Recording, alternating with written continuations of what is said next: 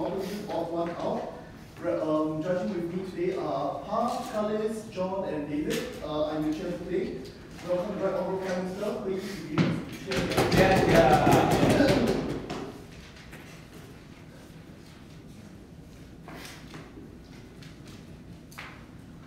We think such parallels do something that people have often tried to run away from. They show you the truth of the equivalence between the cruelties that we condemn in this world and the cruelties we tolerate. I have 4 points for you today. First and foremost, a characterization on the arbitrary demarcation that exists between animals and humans. Or should I say, other animals and humans? Why do I say this? We realize that between animals and humankind, there's really no difference. This differentiation in species and the level of respect we accord to them is a false one. Why? We may say, oh, there is some difference in your DNA or genetic makeup, but it's often arbitrary. Why is there a certain percentage to demarcate similarity? We don't understand why the arbitrary number stands. And furthermore, even if we took it as true, then it means that the likelihood between animals and us should be on a spectrum. Maybe an animal with 99% match in DNA, is so much more deserving of some degree of protection than an animal with 10% similarity. But that's not true, right? Because for instance, we would like dogs and relate to them a lot more than we say like pigs right now in our figures. Oh, I don't think that's fair. Oh, no thank you. Furthermore, we find that animals behave in ways displaying intelligence, relationships, affection that make them akin to humankind in our eyes. We see service dogs that are the key companions and helpers in the lives of someone who's been living in pet. No thank you. We also see the way we make pets of anything, right? Kittens, lizards, hens. We call them fur kids, part of the family. I think it's time to start running away from the fact that we see animals as honestly no different from humans, just that we often don't choose to when it comes to eating. Point. Before that, yes. To the extent that we think sentience or viability is a key distinction between animals and plants or even machines and tables, surely would you also say that that distinction is arbitrary and therefore we should care about tables' rights, rocks' rights, plants' rights and trees' rights? If not, what's the distinction there? When an item is not living, right, I think it's not possible for us to see them on the same scale, correct? And I don't think that there's any way that you can relate to a plant, and therefore it makes sense. So going back to animals, right, conceptually therefore, this is really important. Conceptually, I put it to you that a dog is no different in status from a child. Alright? We don't think that this is something that demeans a child, but something that elevates the status of a dog. Because there's no argument that they can bring to me, or maybe they can try, right? No argument to really show me, right, that a dog is no less important or no less valid a living sentient being than a child is. And before you accuse me of being like unfair or bigoted, right? Last time people would say that women were of a similar status as a child. And if someone said, no, I think a woman is the same as an adult male, people would have called that demeaning. They would have said, are you saying a woman therefore lacks the purity and innocence of a child? But with the progress of women's rights, we realize, no, that wasn't fair, right? So the same thing that we think is insulting today, the equivalence of a dog and a child status, is something we must learn to twist our minds around and truly accept. Moving on to my second point, also a characterization point on how there's no reason to eat animals nowadays, right? We find a cruel practice. Animals are very much in a world of fear, and the conditions of breeding to create enough for mass consumption is inherently often cruel and restrictive to them. Furthermore, there is no real need for humans to consume animals, especially in a world that has progressed so far that there are many alternative non-animal products that can feed humankind very well. And it's even worse today. Back when people had to eat animals, and honestly didn't eat that much animals, so that they didn't have enough access to animal products,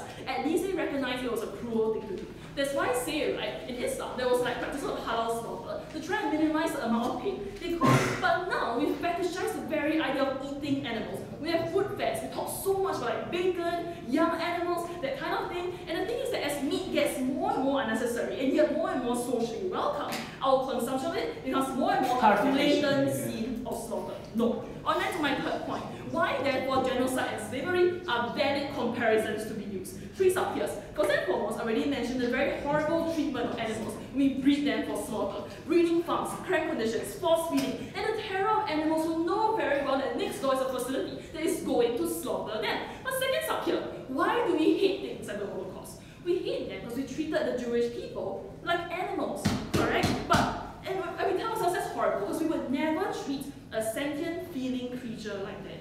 But here we go, right? Once we realize that animals are the last group of sentient living creatures that we actively destroy and actively take joy in destroying, then we understand what animal rights is fighting for and why we must stop it. On to my last sub here, the effect of shock. correct? Because it is shocking to see this and go through an entire paradigm shift when you see this kind of advertisements and realize that the killing of animals and the killing of a human being is something you shouldn't conscience at all. We think that shock is very important. Why? Because it is very easy to distance yourself from the killing that feeds you, right? When you no longer need to hold a knife that kills the animal. In the modern world, especially in urban developed areas, people are distanced from the act of killing. They don't see the blood, they don't stab the animal, they don't do any of these things. So they can pretend, therefore, that consuming animals is a very sanitary and bloodless act. We wanted to stop them from thinking that. On then, to my last substantive, on the place of the animal rights movement and how we improve that. The animal rights movement is a principle message that is widely validated. Don't be cruel to animals. Don't be cruel to living things. But yet, right, when they push the natural outcome of it, which is basically, if I say don't be cruel to animals, don't eat them. But when they push the natural outcome, they are widely ridiculed. And we must reverse that problem. What we have right now is that often other forms of cruelty are condemned. The incident when people put dogs in washing machines, that viral video was condemned. When there was a tiny spat, right, of pretty women killing animals by like sitting on them, stamping on them, that was condemned. Battery farming, condemned. But yet, when we talk about going vegan or going vegetarian, they are called millennial snowflakes. People say, oh no, bacon tastes too good. Frivolous, ridiculous arguments to ignore the kind of cruelty that's being done. Therefore, right now, there's a principal inconsistency in how we treat animal rights, correct? We are strongly against cruelty to animals only when it doesn't inconvenience us. Not hurt us, but inconvenience us. And right, if we allow this just because people seem to like eating meat and we're afraid of facing up to opposition, then animal rights will always be a secondary thing that can never truly achieve its primary outcomes. Therefore, what have I shown you? I've shown you that principally, right, killing animals for any purpose is just as bad as killing a human being, alright? And therefore, the practical solution is to push for us to stop doing that. If you only do that when you show people in concrete terms how terrible it is, which makes genocide and slavery an extremely fair comparison. For all those reasons, I'm actually proud to propose.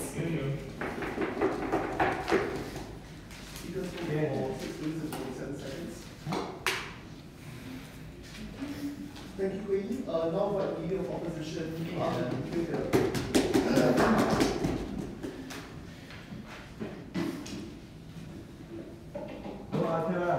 Cheers.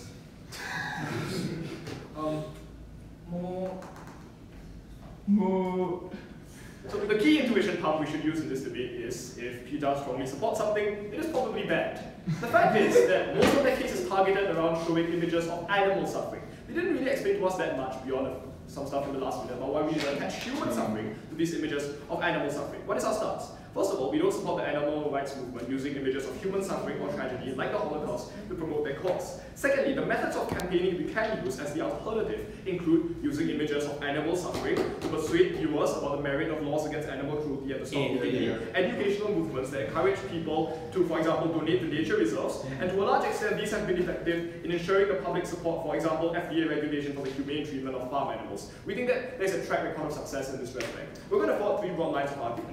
First of all, that their policy worsens the position of animal rights groups. Secondly, that even if it persuades people, it leads to the wrong kind of support. And last of all, that this encourages the trivialization of human tragedy. But before that, some clarification. We agree that animals deserve protection because they display intelligence and to some degree sentient. This so much we think is uncontentious. We think that, as they probably express, these rights probably exist on a spectrum because we recognize that animals have diminished agency and they don't have the same ability to understand the full spectrum of rights and treat other animals with the same degree of respect as human beings. So this is why, for example, the law isn't structured to protect the custody of pet dogs, even though it is structured to protect the custody of children, which was their parallel. So we think that even though they have rights, this means that to some extent, in the moral hierarchy, their rights exist secondary to the rights of human beings. And this will be important later when I talk about the trivialization of human suffering. We agree with the stuff about meat eating being probably morally bad too, and I'm going to engage with this in my first argument about how this actually worsens the animal rights movement. So let's move into the meat of it. First of all, how does this worsen the position of animal rights groups? Let's first point out that most of their case can be subsumed by showing images of animal suffering, insofar as we think that most people will be able to react in a visceral manner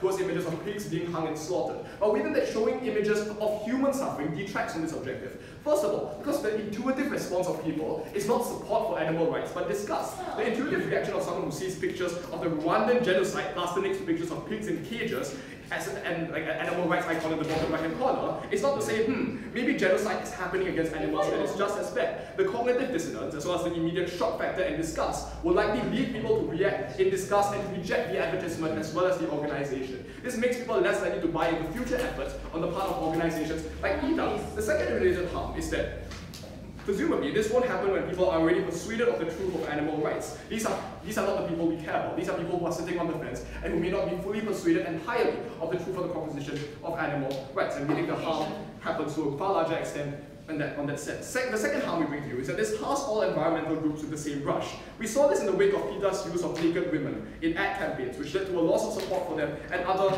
human-animal rights groups, likewise with eco-terrorism, methods which were designed to shock and disgust the public into support for these animal rights organizations, but instead had a converse effect because people were disgusted by the violence created by eco-terrorists, and were also disgusted by the fact that PETA was plastering pictures of naked women in the public to compare that to animal abuse. As a consequence, people were disgusted not at the act of animal abuse, but at the organization that promoted these acts, and we think this is the intuitive response that most people will have. The third reason why this harms the animal rights movement is that it makes it harder to enact political change, right? Because legislators who do things like pass laws banning the eating of meat or banning animal cruelty are now unsure of the stance of the public regarding animal abuse, since the support for it has become so divisive. It has become a politically controversial issue.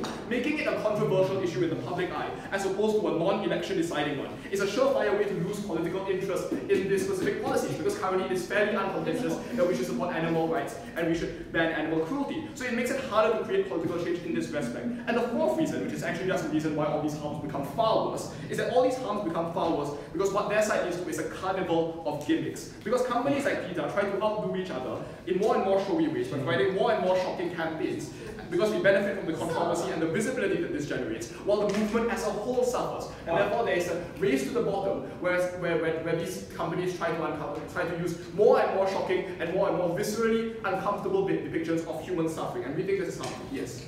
Will you eat a disabled child who has no agency? And if not, give me a real reason why there's any more wrong in eating animals.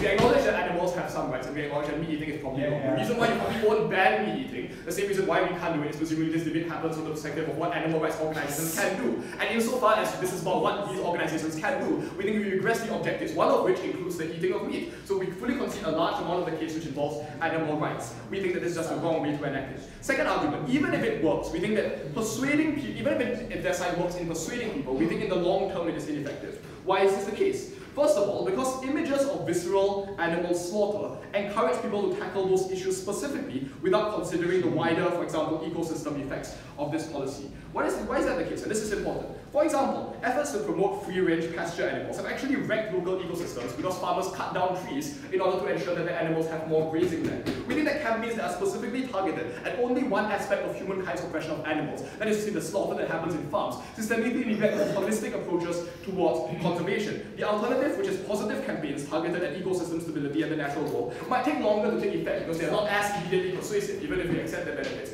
But at least on the comparative, the kind of change we create is more holistic because we are not targeting one specific facet of mankind's oppression of animals. We think that farm animals are just one symptom of a wider social problem, which is that we are exploiting local ecosystems, and we think that we encourage people to focus disproportionately on them to the detriment of a far larger concern, which is the protection of the natural world. Moreover, the second reason why even if it persuades people it is still harmful is because this leads to a short-term sustained burst of support instead of a long-term view of how people will help these organizations. We think that after being shot, what individuals will be to donate a small amount to feel like they have paid off their moral obligation, and then forget about this cause because they think their guilt has been satiated. We don't think this is a sustainable way to create change for these groups. Third argument about how this trivializes genocide. So this is not about the inherent moral worth of caging animals versus genocide. This is how the public perceives the instrumentalization of Holocaust victims and human tragedy. So first of all, we think the first harm is offense. Come on, guys, like a poster of Jews in the Holocaust next to caged pigs is a perfect material for a neo-Nazi anti-Semite who wants to persuade people that Jews and the animals are in fact no different. We think that what happens is that this causes offense, not just to survivors of these human tragedies, but families or people with constitutive attachments of those who died. We think this is hugely harmful just from a perceptual level because it causes a huge degree of offense in the same way an anti-Semitic poster may do. Secondly, we think that plastering these images to the large extent that the opposition might want in public space. It just leads to desensitization regarding human tragedy, right? Because more people view images of massive human suffering. To that end, we think that it's incredibly harmful for future victims of tragedies because the emotive weight that these images hold just isn't as strong. It leads to public desensitization regarding the worst aspects of human tragedy, and we think that's incredibly harmful. Proud to work this.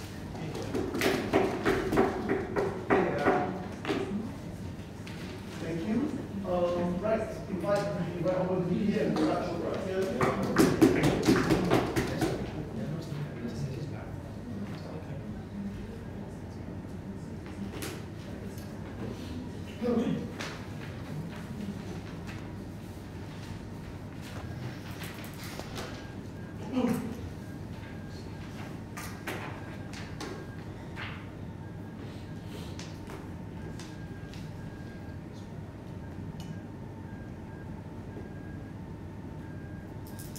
The problem coming from side opposition today is one of efficacy. They say that doing this is not efficient, it's not effective, and therefore we should not do it. I don't think so. This is, in a sense, a principle debate as to what extent we should go ahead and fight for animal rights. Because I'm going to tell you in my speech as to why efficacy is not the distinction that we try to make within fighting for these particular rights. I'm going to talk about three things: philosophical discussion, secondly, humanization, and how we humanize animals historically, and lastly, how the animal rights movement is made better. But let's talk about what their problem was, right? Throughout Arthur's speech, what we heard is that people don't have the necessary emotions when they see these ads. They feel a feeling of disgust. We tell you that this very cognitive dissonance is what we try to break under our side, because long-term reiteration of the fact that they are just as equal as you and they feel the same amount of pain as you do is what will break the cognitive dissonance. What they do on their side is they sustain this cognitive dissonance, and there's no way you can change that in any time. Therefore, you make them question what really is the difference on the long term. You make people question what really is the difference between possibly like the genocide of the Jews versus a genocide of pigs on a daily basis, right? Because on the balance, and you'll find this abhorrent when I say this, under their side, you will not fight for feminist rights in places where there's FGM because you don't find it effective. Because they tell you that there's no way that people will change because that's what they feel about it. They feel that they are the lesser beings, that they should not have sexual pleasures, and so on and so forth. What they do is make this the norm for fighting for rights for any particular entity within this world. The second thing they tell us, which I think is slightly more important, is that people take offense. The Jews and African Americans will feel disassociated from this particular movement. Let's talk about it, right?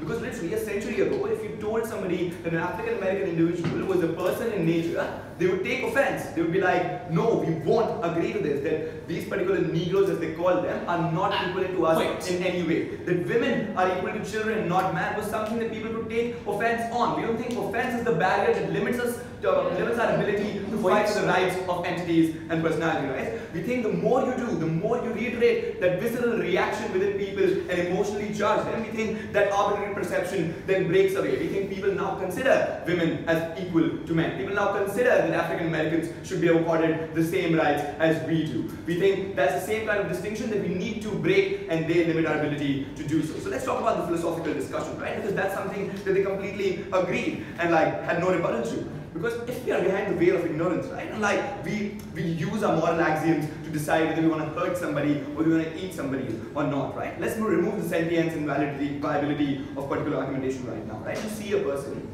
of course, killing them would give you more food. Killing them would give you less competition. But innate morality dictates that you don't do that, that you don't go ahead and hurt that person because there's a sense of pain and there's a sense of equivalent feelings or equivalent amount of pain that you would feel, and you apply the same principles to those particular entities. Because you know that you would feel the same way when they would do that to you. Let's remove social contract or any sorts of duties from that. The basic moral axiom here is that you would feel the same way as they would when you go ahead and kill them. And that's the same thing that we want to apply to this particular animal rights movement, because they concede to us that they do deserve those particular rights. We think, but even if it is, even if they want to argue that it's a social construct that we give rights based on social duties, etc., we think even if we have reached that construct, we need to evolve that construct to accommodate more and more entities and more beings within this particular social construct. Secondly, principally, we have already told you that there's no conceptual difference between the sentience, between two different likings in the species, right? Because The distinction we make is plus minus 2% from like a figment of like DNA from there. That's an arbitrary distinction the scientists came up with. We don't know whether that's something that we need to afford or not. Because right now, chimpanzees are being offered to forward their cases of human rights violation and brutality in Oregon, Mr. Speaker. They're able to fight those court cases, and people are being provided for them to fight those court cases. We think that's a distinction that we are on the trend to break, and they stop us from doing that. Yes. If you don't care about efficacy, do you support eco-terrorism even if it is guaranteed to fail? I don't think it's guaranteed to fail. I think there's a large enough debate about eco-terrorism, and I think people do that all the time. But you know in India that eco-terrorism and possibly taking those actions have succeeded with respect to like parliamentary decisions with regards to like the Chipko movement and so on and so forth. I think there's enough evidence to suggest that it would work both ways. There's no guarantee to fail under your side. Secondly, humanization, right? Over history, as the premier species as we like to call us, we have constantly dehumanized entities or beings. Even saying entity or being instead of animals feels entirely wrong to me, as well as to you from hearing it, right? We essentially dehumanize them. We keep them in zoos, we force feed them, we do make them lab experiments. The fact that we don't call a baby pig and call it a whale, or we don't call flesh and call it meat, is the essence of this problem, right? That we have essentially dehumanized the problem, that people dissociate themselves from giving them any form of rights on any basis. We constantly distance ourselves from those particular people. But more importantly, you also distance yourself because you're not the one holding the knife. That's why you need the visceral reaction from seeing those advertisements, Mr. Speaker. This is all based on arbitrary distinction that I told you of speciating distinction. What do you do now on the other side? They want to question our model, right? And I think we made it really clear that when you see humans being equated and a parallel equivalence, model equivalence, there's a shock effect because you've never imagined that before to be the case with regards to animal rights. You often imagine them as subspecies or the fact that they are subordinate to you in every essence. Now you equate them and now you feel the juxtaposition of your position in their experience, Mr. Speaker, and that's what creates the effect to change, to break the cognitive dissonance. More importantly, you put yourself in those positions. Op says you can't, but if you think that you relate better when you see them and juxtapose yourself in that position, that you see them in cages, in zoos, etc., and often feel, how would you feel being in that particular position? How would you respond to that particular position? And that's why you need to give them those particular rights, and we think over the long term it works. Lastly, animal rights movements, right? We think people right now make fun of these movements. They have known about this, right? Like people mock them, dismiss them. The kind of campaigns they're allowed to run or do run are only campaigns which people don't take seriously in the status quo, right? Under our side now, we create a visceral impact in the minds of the audience. The reception is more emotionally charged, right? Or might say it's bad publicity because people take offense.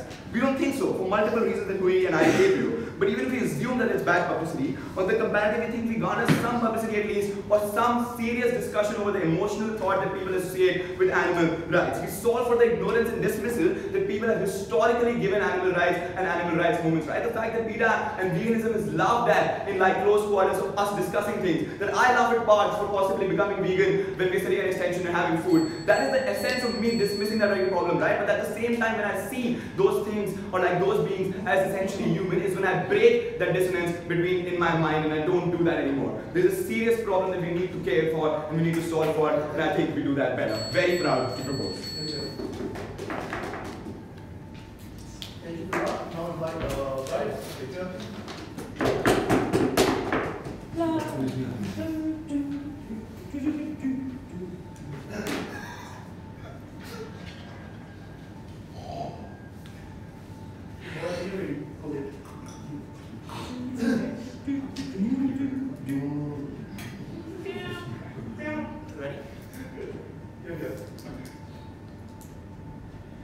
I think the fundamental issue with op is that they have this false inflation or assertion that seeing something means that you start believing in something. And I think it is the causal premise of efficacy, where they fall down the most on. Three things I'm going to talk about. First, animal rights.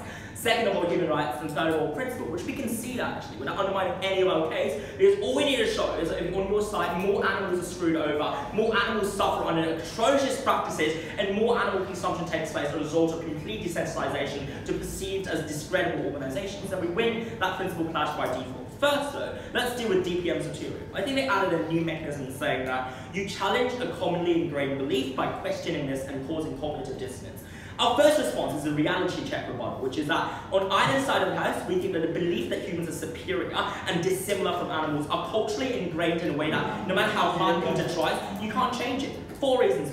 1, because Peter and animal rights organizations are willing to go to such length to draw these analogizations, unlikely to be A, the critical mass, or B, the most visceral or most radical, most wealthy even amongst these organizations, right? Because they need to compete again against other groups that simply say animals and humans are not the same, such as religious Christian groups that believe that animals and humans are by definition and the word of God different, or the words of a moral philosophers, or even secular activists who believe that humans have fundamentally greater rights than animals. That means that all of these groups with greater resources, greater access to political capital and whatnot, can drown out, what Peter does in this sense. Second of all, note that it's a historically ingrained thing, right? That traditionally we often perceive, irregardless of what Peter says, that there is a dissimilarity. What matters here is that the exposure we have and the frequency of exposure we have to content that says we are different is always greater than the exposure we have or the frequency of the exposure to Peter originating content. Why is that important? Because that means the dominant belief or the main belief I hold is perpetually a disanalogy between these two factors here.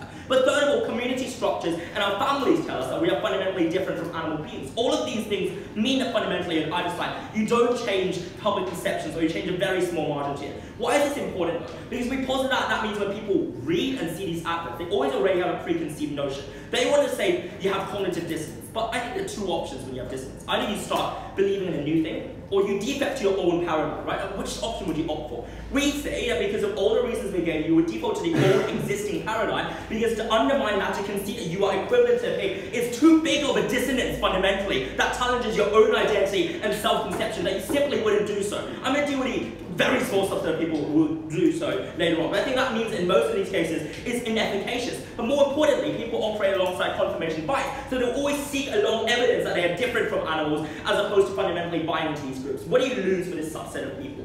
1, we think you lose that any vehemence or any veneer of support that these people might otherwise have for animal rights causes. But B, you also lose any credibility that Peter or any animal rights organizations have whatsoever amongst these people who might be otherwise converted, but now you lose on your side. Now, what is the alternative? And that's the third rebuttal here. With the alternative, you show them the images of pain and suffering. You give them the claim by God in Christian theology that you ought to care about animal suffering, that they are people, or no, not people, but that they are agents that you ought to treat with some respect and some decency. And finally, that the pain they experience and the capture and the impression they have are reasons why you ought to love them and care for them. This exists on both sides of the house, right? What you therefore undermine, however, is that because of all the reasons I gave you, A, you crowd out the more moderate and palatable forms of discussion when you allow these more extreme forms to crowd out the things that might otherwise sell to most of those people who are moderate and undecided. But B, you also lower the credibility of all animal rights organizations that uses currently functioning and workable logic that has worked for the past 30 years because now they're seen as tainted and associated with these extremes and radical views. That is why you undermine the efficacy of status quo. Finally, on this shock mechanism from TPM, note, I'm going to break this down to several groups here. First, people who experience historical suffering of association with it, such as the relative or descendants of a Jew who lived during the Holocaust. Note that when these individuals are told that you ought to care about animals, they would care about them because of Judaism and theology and whatnot. But when you say animal rights is equivalent to the rights of your forefathers who were killed by the Nazis and Auschwitz, that's when you get rightfully indignant and would turn away from the movement. 2, those individuals in the mass public who would believe that generally animals probably have some rights, but find these comparisons outlandish, egregious, and excessive. When you lose the credibility to convince these people in the middle, you also lose their support. But third of all, the apathetic, the people who are children, younger teenagers, and whatnot. When you're told right now animals have rights and these organizations are helping them, you see them as normal, you see them as regular and credible, right? But when they come up here and say you are the same as human beings, note all the stuff I explained earlier about how you brought up thinking that we are not the same. That's when you're going to think they are just wankers or a bunch of idiots. That is when you're not going to buy into the ideology. So you lose all the moderate support. That's important in terms of galvanizing political support and whatnot. 2 further harms from that. 1, likelihood of any engagement or the degree of engagement. You're far more likely to engage, donate, support, volunteer when you're not supporting an organization that your community tells you is actively fucking over your legacy and memory of your own identity. 2, you're more likely to buy into the politicization of animal rights when you believe that this is not actively attacking your own identity. So the end conclusion of this, right, is not only is all of the mechanisms they gave or whatever veneers they had not work, it's also counterproductive because it turns away large groups of people who would right now be okay with Christian and Judaistic and theological support for animal rights, but would now be pissed off because of the reasons I gave. That on human rights. No, they wanted to say, yeah, but like the analogy you drew is basically about African Americans and white people. I think this ignores the fact that white individuals were not victims of oppression as opposed to Jews, as opposed to women, as opposed to queer people who had to live under the oppression of cis heteronormative structures of racist police shooting them down. I think it is wrong to perpetrate a re-victimization of these people by saying I'm going to instrumentalize your unjust suffering under the state because we can help other groups. We wouldn't be okay with doing that in general by saying that, like, you know, by analogizing feminist movements to African Americans either, because that not only pisses them off practically speaking, it also denatures the experiences of these people. That is the difference. That is why we're okay with telling white people that African Americans have rights, but we're not okay with trivializing people's suffering. Moreover, we also think that there's a weighing game here, right? Why does human suffering matter so much more, even if we win a very small subset of animal rights? One, because of the intensity here, right? We think that the intensity at best, the marginal benefit we get is some people might change their minds, very few. But at our end, everyone who experienced oppression and identified themselves as being victims of this almost historical imagery, right? Like in many cases, women are often analogized to animals in the past, Jews in particular. All of these historically powerful and visual imagery, like they are far more intensely affected than those few people who might care a bit more about animal rights. But two, quantity, right? They're simply far more victims of these forms of oppression than those very small subset for all the reasons I gave that would now suddenly switch to caring about animal rights. But three, on a principle point, we agree completely animals have rights, but this is our response. If by using some tactic that superficially seems consistent with the moral theory, you actually fuck over the end outcome you want to achieve, we're not okay with that. That is why, to the extent that protesting FGM is effective, we agree, we must fight for it. We'll fight on the beaches, we'll fight on the landing grounds, but to the extent that fighting for it causes an active backlash and destroys any veneers of vestiges of rights, we're not okay with something that undermines your own cause. For all of these reasons, I'm so proud to have heard today. Thank you.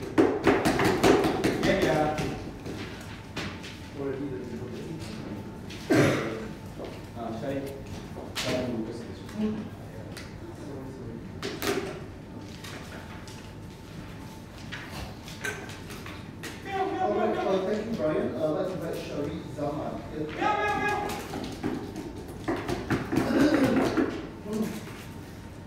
Behave.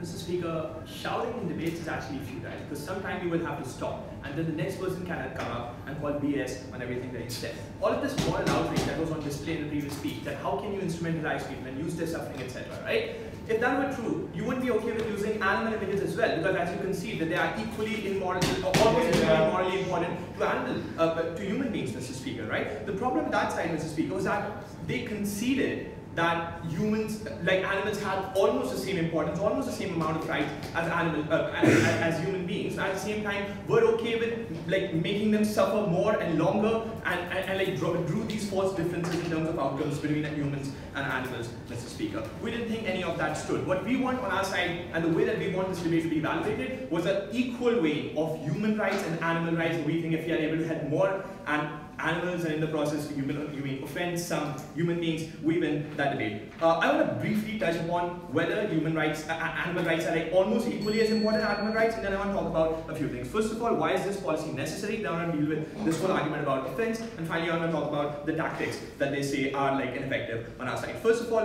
why they are almost the same, right? They say that there's a gradation here and there might be some difference in agency, you know, like maybe animals don't respect other beings as much, maybe that might be a moral difference between them, right? I think even if that's a gradation, that's not the kind of gradation that warrants the level of differential treatment that exists in the society. At the point where, you know, factory farming exists, where they are like locked up in cages, etc., like and carried in trucks, Mr. Speaker, well, we can't even imagine having that kind of treatment like to human beings, Mr. Speaker, right? We think like if that is a gradation, that gradation also exists when it comes to children, Mr. Speaker, but we treat them as you would any other human beings, and we think that ought to be how we treat animals. Sit down. Okay. Why was this policy necessary, Mr. Speaker, right? They said that, you know, the alternative of like showing animal images, etc., would work, and therefore this policy is not important, right? Mr. Speaker recognizes the pace of growth under status quo using the policies that they talk about is incredibly slow. Animal rights movement is increasingly being like, you know, laughed about, and people are not taking it seriously. Why is that the reason? Because when you show animals sit down, when you show animals in cages, when you show pigs in cages, there is no like immediate relatability to that image with the human beings, right? So why is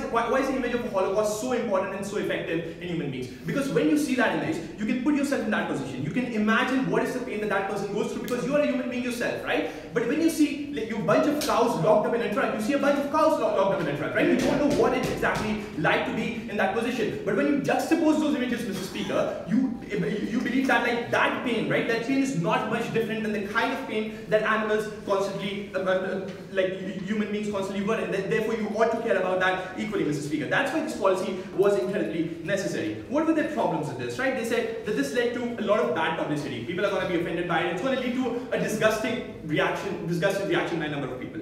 Here's the thing, Mr. Speaker.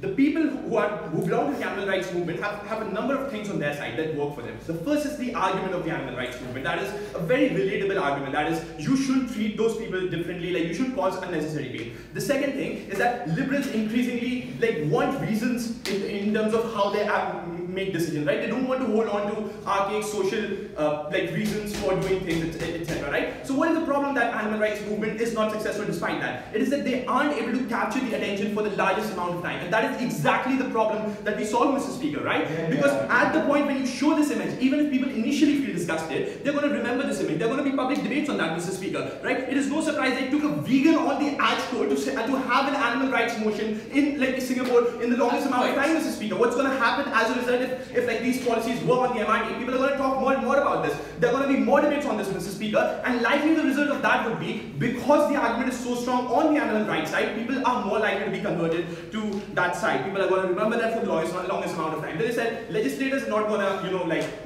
do anything because this is controversial. No, legislators are just going to follow the public will of the people, right? Like, if the public will changes over time as we have demonstrated, then they're going to do exactly those things. Okay, so sit down, right? Some of the other problems. Oh my God.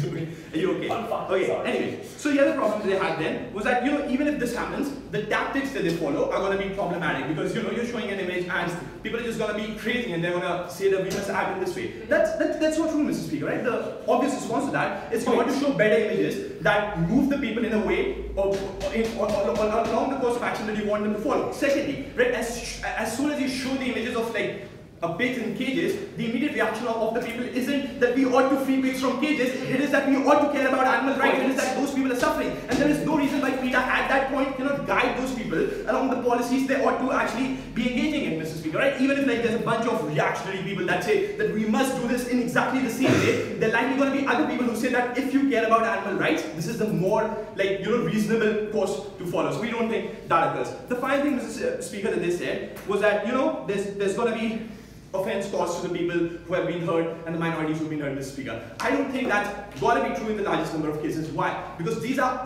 in many cases, going to be the first people who are going to join our cause because they have experienced those things, Mr. Speaker. If I'm a victim of trauma, if I'm a victim of suffering, when I see someone else in that position, I can immediately understand what that thing looks like. When victims of Holocaust see animals in cages, they are like, this is not okay. And Mr. Speaker, those are going to be the people who are first going to join the cause. We imagine it's very likely there's going to be between animal rights organizations and Jewish rights organizations. We're going to say that we are victims of the same thing and therefore we ought to be treated.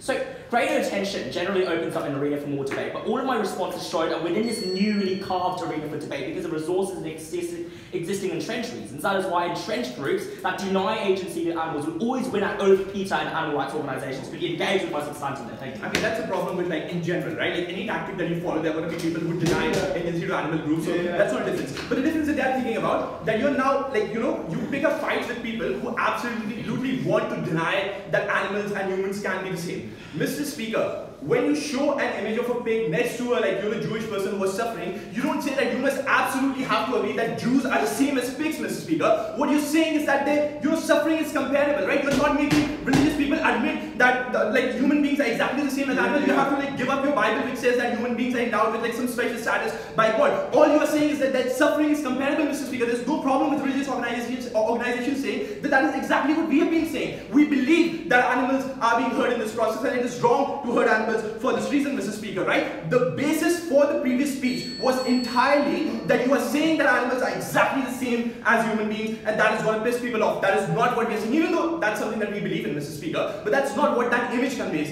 Mr. Speaker. And for that reason, it's not going to lead to the kind of backlash that we talk about. Very proud to win this debate.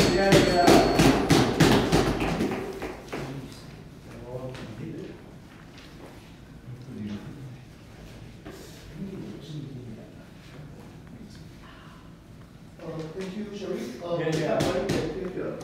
Woo! VC brick. VC brick. Just kidding. Just messing with you. Oh, Meow. I just want to say off the top of my head that I actually largely agree with like 4 minutes of Brady's speech, 6 minutes of Vira's speech, and 3 minutes of Sharif's speech, which goes to prove that animal rights probably have some place in society. I think we spent a disproportionate amount of time telling me why animal rights is important, but not enough time convincing us of the mechanism of this solution. I'm going to look at this debate in 2 big areas. First, how will people react? Second, what will result as a result of this reaction? First, how will people react? I think it's first high time that we examine the mechanisms that they suggested necessitated this policy on their side. I think they gave us 4 reasons, 3 of which come out in Prime Minister, and 1 of which comes out in Whip. So let's examine the first 3 reasons that come out in Prime Minister. First, we do bad things to animals. Second, we need shock because we are distanced from the act of animal killing. Note, both of these can be achieved exactly with showing animal suffering. In fact, they are achieved more directly. Why? Because when you show animal suffering, you are no longer distant from the killing of animals because you see it. And also, you recognize that you do bad things to animals. These are not exclusive reasons as to why this mechanism needs to be put in place. The final reason that they gave in Prime Minister is, and I quote, "We treated Jews like animals, and therefore there is a cognitive reaction." Now, this is important, right?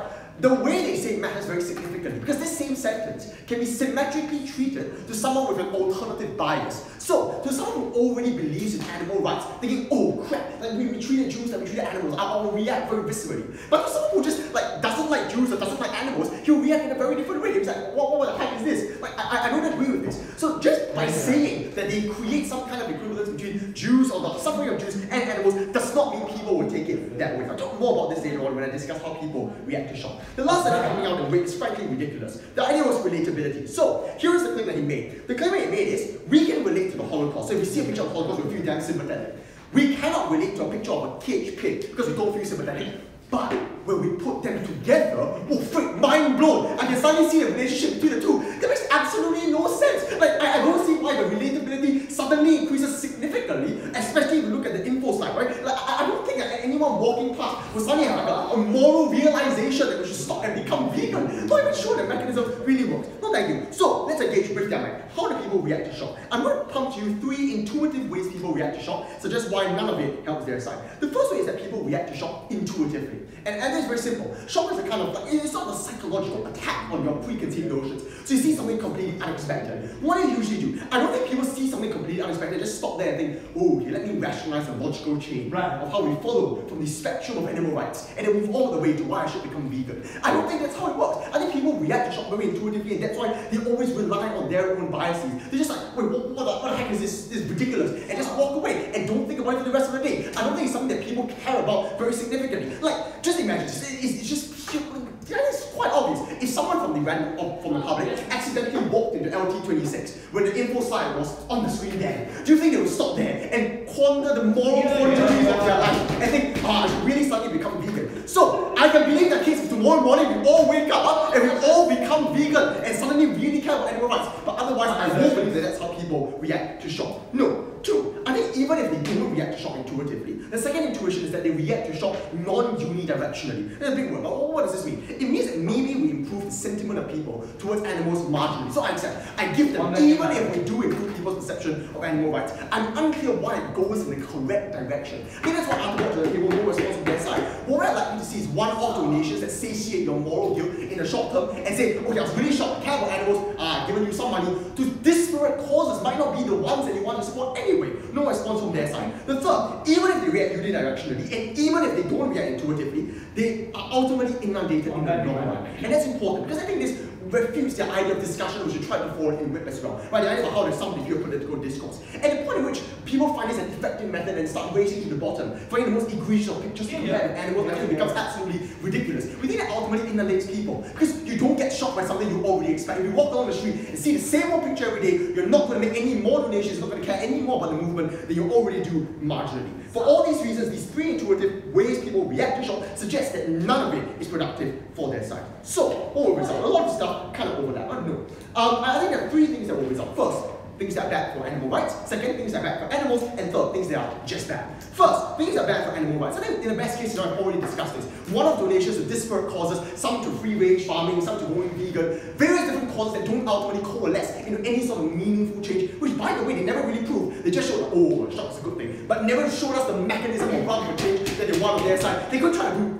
framing and reply, but there's just late matter. I think the worst case is really bad for their side, which they were already agreeing to engage. It's not even the worst case, right? It's a case that's fairly reasonable that I think we set up from first. No, thank you. Like, you crowd out moderate discourse. So I think we can accept that animal rights movement is going somewhere. As they rightfully acceded, people already believe in some premises of the animal rights movement. What you do now is then crowd out those premises that people already believe in. Shock them until they just forget about the moderate discourse which already is working. So we suggest that the change might be very, very long term on our side, but at least we create the change and don't crowd out, no thank you, something that was already working.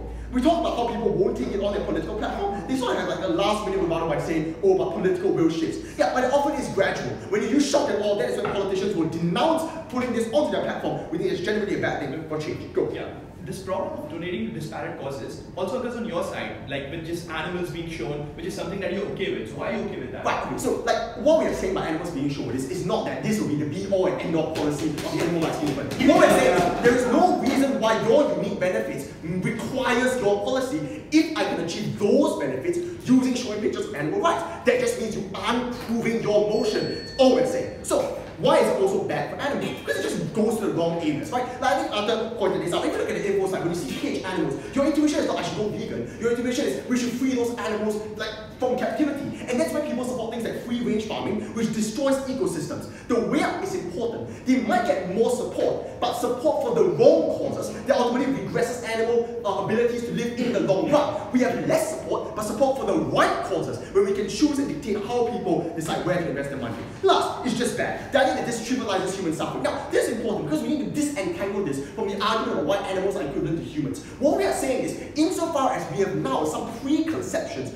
of a distinction between animals and humans, that trivialization occurs, we think that's really bad for people who have suffered in the past. So, this means that it is bad for animal rights, bad for animals, and frankly, just bad. I don't think they have proved their side of the motion. Quite clear, oppose. Yeah. Right, thank you, Brian. And now invite Arthur, right? To reply. Thank you. Go Arthur!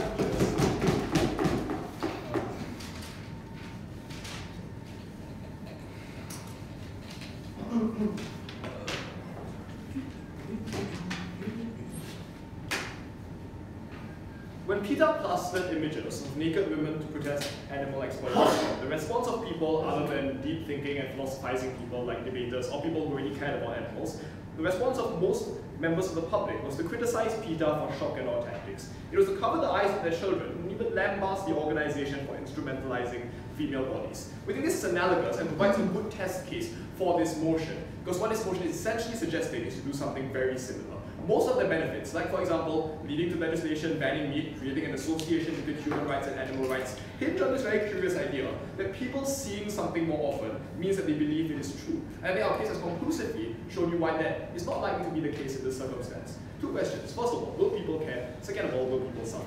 First of all, will people care? We think this is important because this engages them on their best case and assuming animals have a full complement of rights, which to some extent we agree with. First of all, making people care. We told you that the intuitive reaction of people would be discussed because this challenges the identity and the way they have been brought up, built by social norms, built by their preferences and their religion to a large extent. Then they said, this creates an equation between animals and human beings, and therefore, it creates a certain sense that animals have rights. Yeah, but equations relate both ways depending on what your prior beliefs are, right? Like, this will likely have no effect on people who already think animals have no rights. In fact, it can validate the beliefs of individuals who believe that racial minorities, for example, are equivalent to animals. So at best, the benefits have no effect, or at worst, they accrue symmetrically. What are the harms of this, of people believing that, of people being disgusted by these advertisements? First of all, we told you they just crowd out moderate campaigns, right? Because the spectrum becomes dominated by extreme images, and there's a race to the bottom to capture the most extreme images and generate controversy. Secondly, we take a large number of animal rights groups by association, making it far harder to enact tangible change. We also told you that even if we make people care, that is taking them at their best case, we make them care about the wrong causes, because we do things that encourage people to solve battery farming, but at all costs, right? Including ensuring farmers cut down forests for free-range farming. We also told you this leads to one-off moral donations to satiate people's moral guilt without creating long-term change. Their response to all of this was to suggest this is a contradiction because we support images of animal suffering being used. First of all, obviously, using images of animal suffering doesn't crowd up moderate discourse to that large an extent, for the reasons we gave you about why human suffering elicits unique disgust, for the reasons we gave you about why it is more controversial. So it's more likely we can deploy the other complement of alternatives we talk about, like educational campaigns, when you use animal suffering, but you crowd these out when you use pictures of human suffering. So there is no contradiction in that respect. The last thing we told you was also about inundation and how people become eventually desensitized, leading to a short-term burst of sustained support, but a long-term lack of this kind of support for these animal rights organizations. And we didn't hear a sufficient response, even though we told you this, from the leader of opposition. As a consequence, people don't care. Even if you make them care, you can make them care about the wrong things. Secondly, about people suffering. So, the reason why we shouted, because I understand that government did criticize like my yellow for shouting quite a lot, is because this is really important, guys. It has to do with victims of the Holocaust and individuals who survived the worst parts of human history. We think that instrumentalizing one of the worst moments in history in order to forward a cause, even if this cause may be justified, is just offensive at best. We talked to you about tangible offensiveness caused to the victims of these atrocious actions, as well as their families which might still be alive. Because in the public consciousness, even if this might not be inherently moral true, because human beings and animals have equal rights, in the public consciousness, this is equated to an offensive statement, saying that, for example, Jews are equivalent to pigs. That is the logical connotation and the subtext of this poster for someone who does not believe in animal rights, and we think that this causes significant and quantifiable tangible offense to these individuals. As we explained to you, we think this is unacceptable because it's instrumentalizing the suffering they went through to achieve an objective that may be justifiable in principle, but is perceived to be something that is offensive. So, because we do our best to alleviate human suffering, and we also alleviate the suffering of the vast majority of animals in the world, we're very proud to oppose. Yeah. Thank you. Ahmed, how will you finish the Hey, Cheung, Jack. Hey, Cheung, Jack.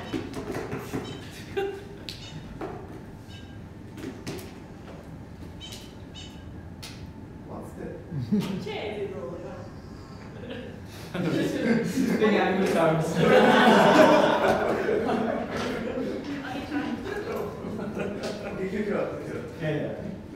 Yeah. Dear opposition bench, I forgive your shouting. It is unsurprising that opposition has to shout when all they have are assertions. Yeah. And therefore they have to increase volume to add variety to their speeches. I'm going to speak softly because I don't have to shout when I have reasons and I have two questions for you. First and foremost, is what we are saying even true? Is this a fair and true comparison to make? In PM, I very clearly told you there are 3 reasons why they are similar to animals. Their DNA is not much different, they have the capacity to interact with us, they are sentient. I.e., for all purposes, they are the same as animals. Killing them is the same as killing humans. Eating them is the same as eating humans. And even if I grant you a debate on meat, which nobody took me out on, I've shown you in my PM speech that we don't need to alienate ourselves. We don't need to eat animals, and we actually alienate ourselves actively from how we make animal welfare subservient to our desire to eat animals. Alright, so there was no response to it. LO and Otwit came on to say, well, yeah, I guess animal rights are important, in which case, yes, it's a true comparison we are making, so what's wrong with speaking the truth? The other was a bit more strategic. He came on and said, no, we don't think it's true, animals are not the same as humans, and I asked, why? I gave you 3 reasons. Where are yours? We are seeing no reason, therefore, it is fair to assume that our ads are telling the exact truth. When I show the picture of a fence of pigs next to the Holocaust, I'm saying yes, both are genocides of human beings and animals, of living beings who are equivalent in status. But then let's go on to the next point. And here is where they try to sidestep the first clash to argue about whether the world is ready to hear the truth. And so I'm expecting a pretty damn good reason on why movements should have to lie, right? So, but to be honest, right, if Otwit thinks that it is intuitive and obvious, I quote, that people don't react to impactful advertisements, then I guess the same can be said of all their proposed like backlash and other reactions. So if people don't react either way, then its whole point is a wash. And the only thing in the book is my first clash, right? That, well, it is truthful. So why can't I say the truth? But let me be a bit kinder since I have 2 more minutes. Let's get the effect of shock. We agree that acts are shocking. On our side, we say it creates empathy. On the other side, we say people get disgusted. We give you a reason why there's empathy. Our reason is that right now, as I say and Virat reiterated, people are distanced from the horror of killing in the real world. And that is why now when they see it, they go through a whole paradigm shift and realize, oh yeah, it's pretty damn true of us. Your reason? I didn't hear any.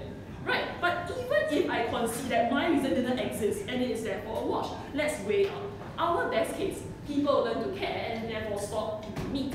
Our worst case, people get angry, right, like they say. But at least they still understand the point we were trying to push. And therefore, even a non-vegetarian, that's not much different from status quo.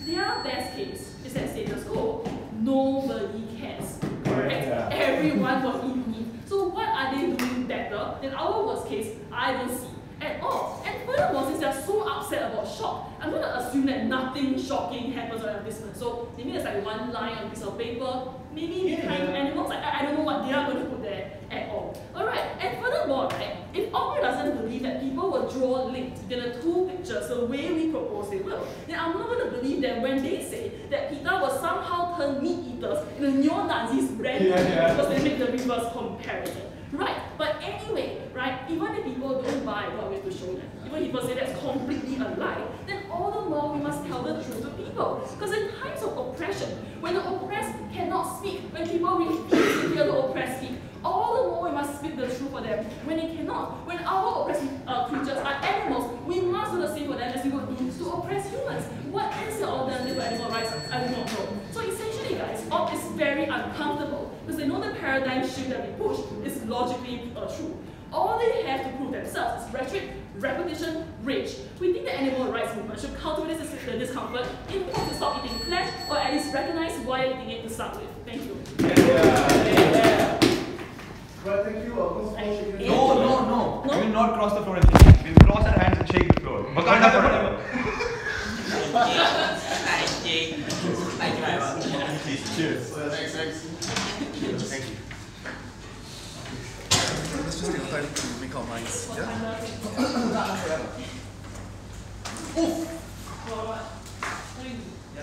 Was that live stream? Let it walk so